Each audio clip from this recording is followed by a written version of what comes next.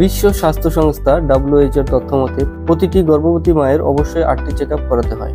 তবে আমাদের দেশ এবং আমাদের দেশের মতো অন্যান্য উন্নয়নশীল দেশের ক্ষেত্রে কমপক্ষে 4টি ভিজিট অবশ্যই করাতে হয়। প্রথম চেকআপ 3 থেকে 4 মাসের মধ্যে, দ্বিতীয় চেকআপ 6 থেকে 7 মাসের মধ্যে, তৃতীয় চেকআপ 8 মাসের মধ্যে এবং চতুর্থ চেকআপ 9 মাসের মধ্যে করানো হয়। গর্ভকালীন সময়ে এই চেকআপগুলোর গুরুত্ব অপরিসীম, কারণ বিভিন্ন পরীক্ষার মাধ্যমে এই সময়ে ঝুঁকিপূর্ণ মায়েদের চিহ্নিত করা যায় এবং যথাযথ চিকিৎসার মাধ্যমে বাচ্চা এবং মায়ের সুস্বাস্থ্য নিশ্চিত করা যায়। এছাড়া গর্ভবতী মায়েদের বিভিন্ন পরামর্শের মাধ্যমে সচেতন করা হয়, ফ্যামিলি প্ল্যানিং সম্পর্কে বিশদ আলোচনা করা হয় এবং সর্বোপরি একজন সুস্থ স্বাভাবিক মায়ের থেকে একজন সুস্থ বাচ্চার জন্মদান নিশ্চিত করা হয়। যদি এই চেকআপগুলো না করা হয় তাহলে মায়ের অনেক ধরনের জটিলতা তৈরি হতে পারে শুধুমাত্র সঠিক সময়ে চিকিৎসার অভাবে। যেমন মায়ের ডায়াবেটিস বেড়ে গেলে বাচ্চা আকারে অনেক বড় হয়ে যায়, যা পরবর্তীতে বিভিন্ন জটিলতা তৈরি করে। মায়ের থাইরয়েডের সমস্যা দেখা দিলে বাচ্চার কনজেনিটাল হাইপোথাইরয়েডিজম নামে একটি বিশেষ রোগ হয়ে থাকে। এছাড়া মা এবং বাচ্চার